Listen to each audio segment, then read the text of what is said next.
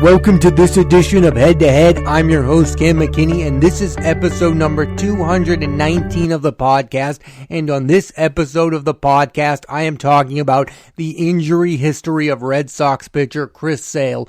Chris Sale has been at times one of the most dominant pitchers in all of baseball. He was an all-star 7 straight seasons from 2012 to 2018. He was the fastest pitcher ever to 2,000 strikeouts, achieving that feat in 1,626 innings pitched, leading the American League in strikeouts both in 2015 and 2017, and is tied with Sandy Koufax and Max Scherzer for the record for most immaculate innings pitched with 3. He's only the second Boston Red Sox pitcher ever to have a 300 strikeout season in 2017, the other being Pedro Martinez in 1999. After winning the World Series, Sale signed with the Red Sox long-term to a 5-year, $145 million extension, and while I was against them signing him, I couldn't have imagined what was to come. Sale has been injury-prone, and that's putting it lightly. Here's a list of all of the injuries. In 2019,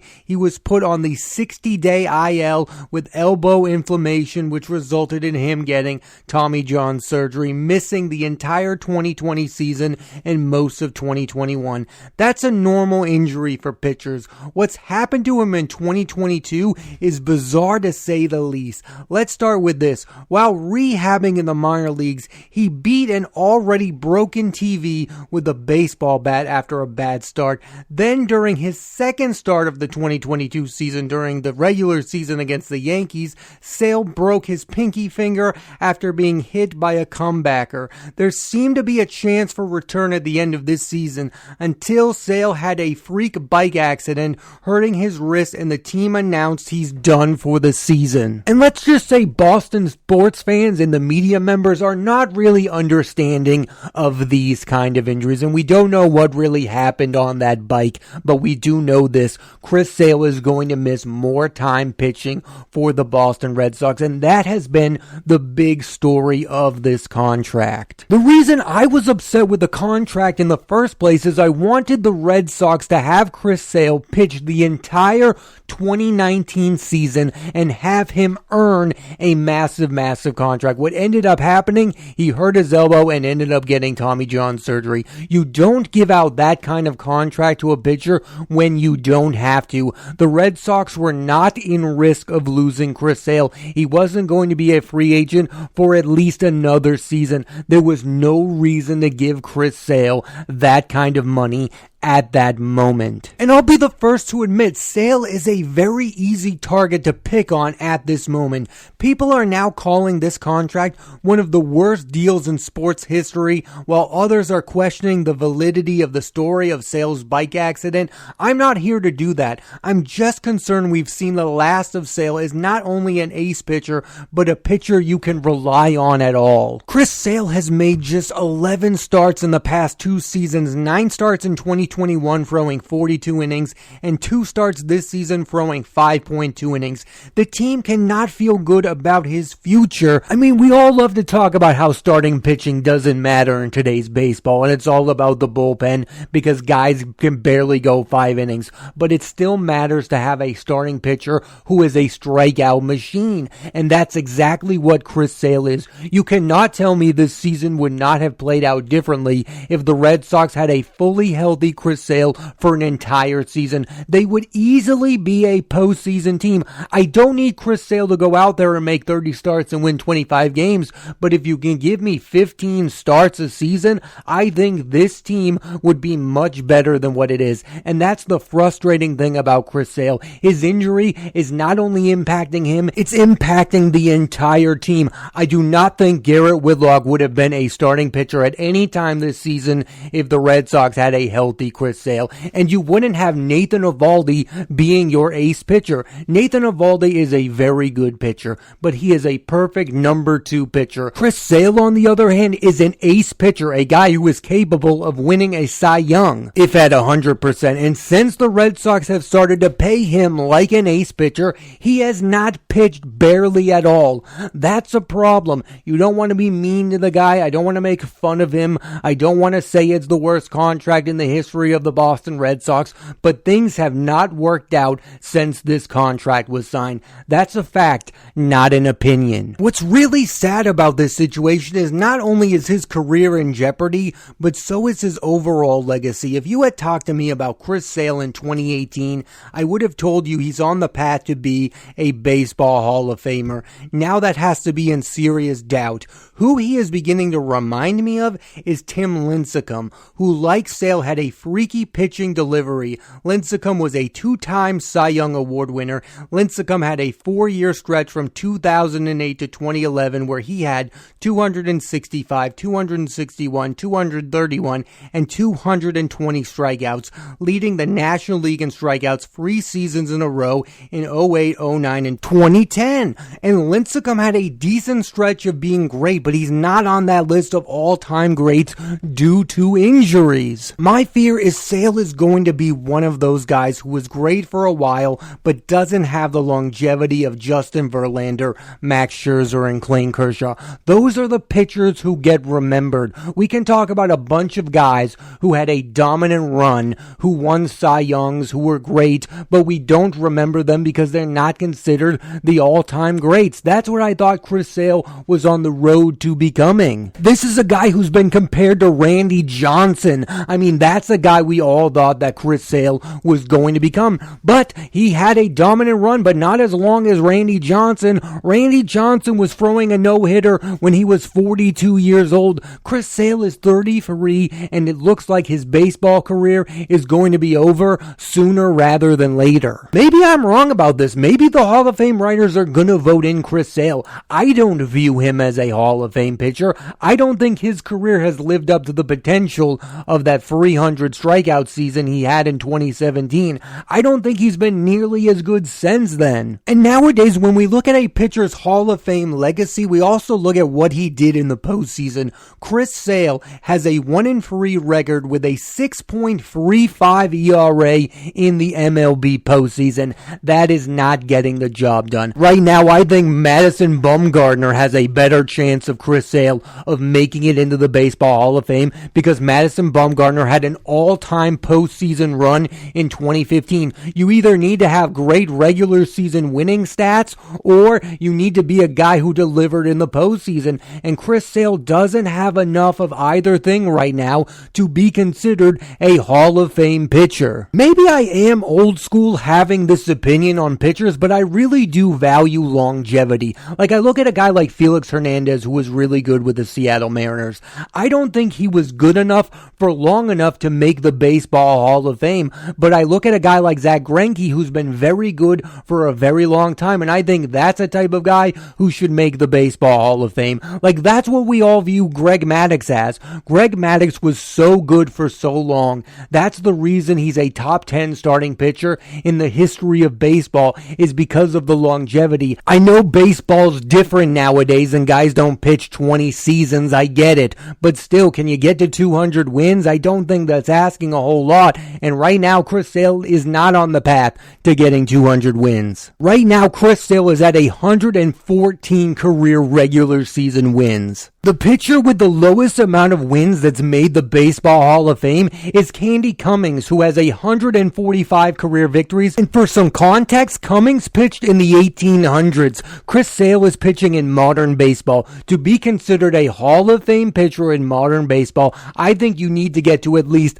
150 career victories, and Chris Sale is nowhere near that, and I don't see him getting there because he can't pitch right now. Mets pitcher Jacob deGrom is also going to be an interesting case for the Baseball Hall of Fame. Jacob deGrom has a win-loss record of 78-53. That's not enough victories to usually be considered a Hall of Fame pitcher, but deGrom is a 2-time NL Cy Young Award winner. That might be enough for Jacob deGrom to make the Baseball Hall of Fame without getting 100 career victories. My point is, in the next few seasons, we might see the win totals of future Hall of Famers drop by the year, and I'm not sure that's a good thing.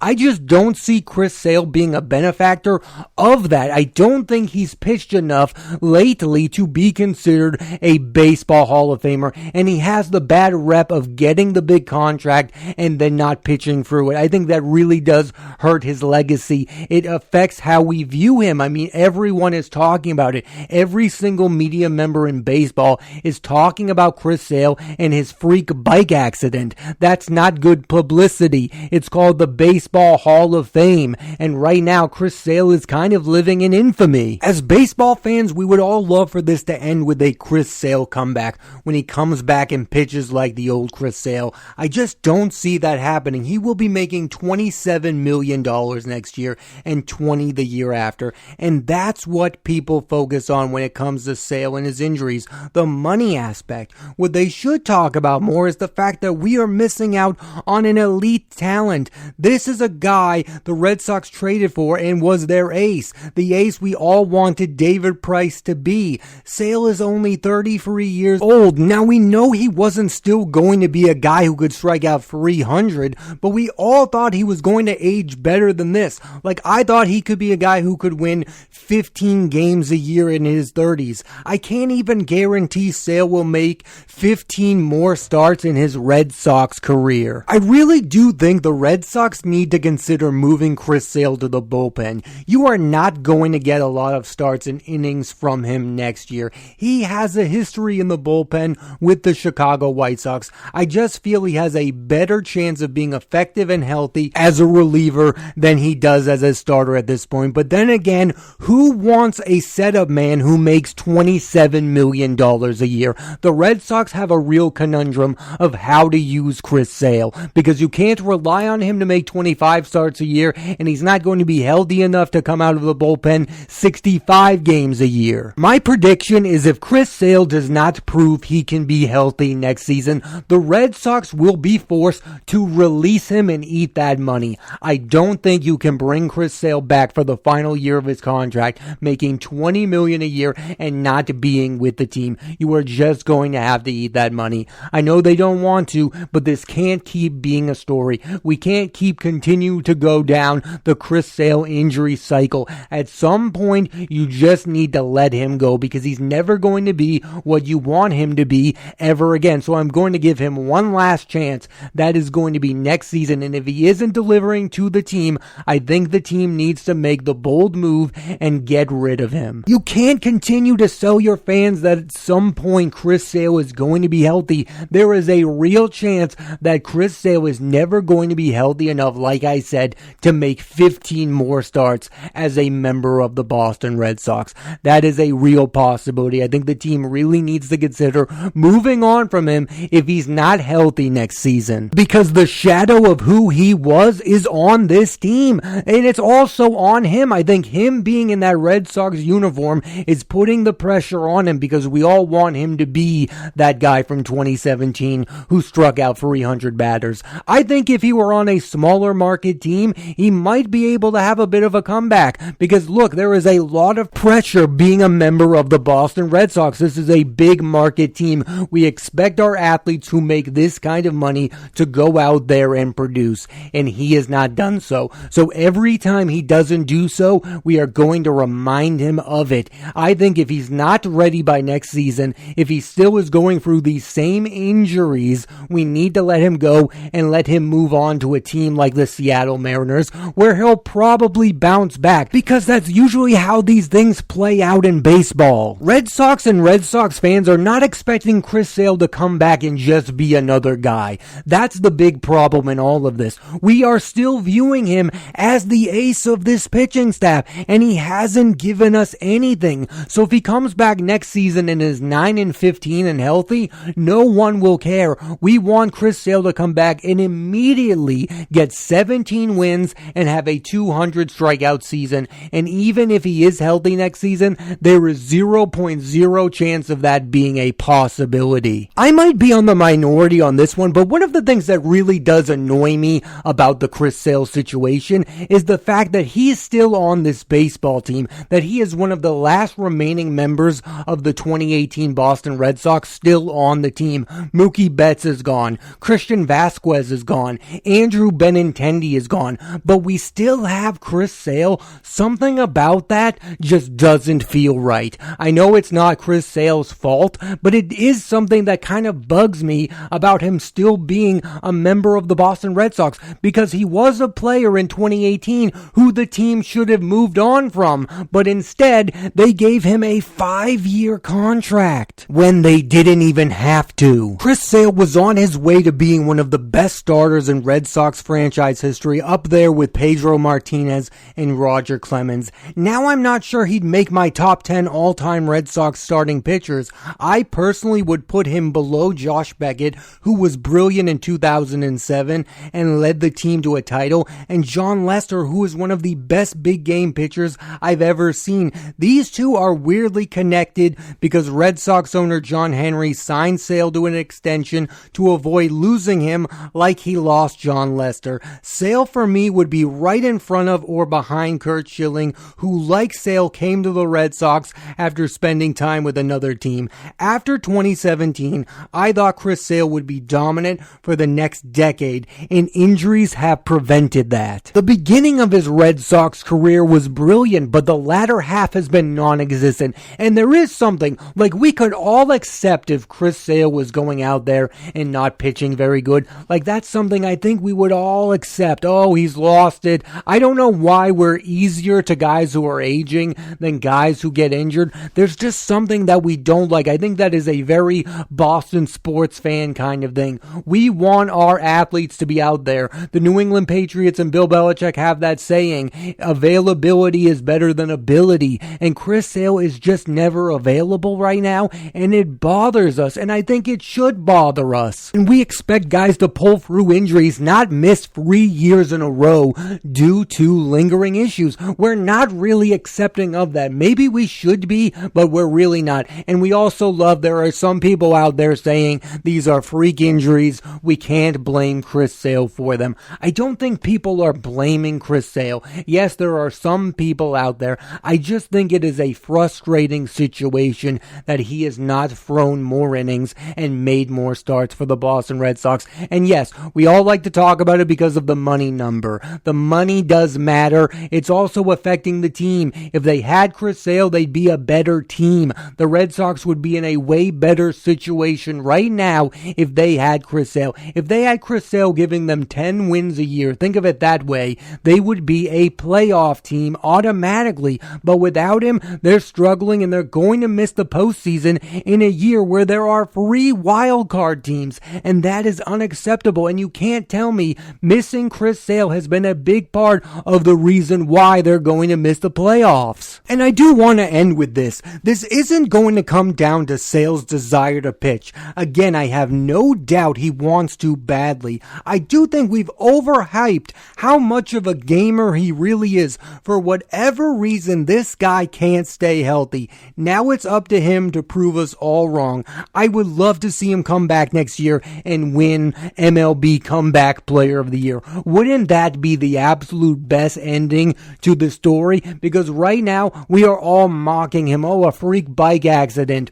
We don't believe you, some are saying. It's gotta be getting on this guy's nerves. Hopefully he uses that as motivation, but he hasn't done so thus far with all of the other injuries. For whatever reason, Chris Sale has missed a lot of baseball games in the past 4 years, and I think he's going to continue to miss a lot of baseball games. I just don't think this is going to have a happy ending. I really wish it would. I'm rooting for the best for Chris Sale. I would love for him to come back and win Cy Young next season. There is 0.0 chance of that happening. I think the best case scenario is this is a guy who can come back and make 20 starts next season, and I don't even think that's that much of a realistic possibility. Baseball is not like the other sports. There are 162 games in a season, and for a guy like Chris Sale to make an impact on your team, he either needs to make 20 to 25 starts a season or come out of the bullpen and pitch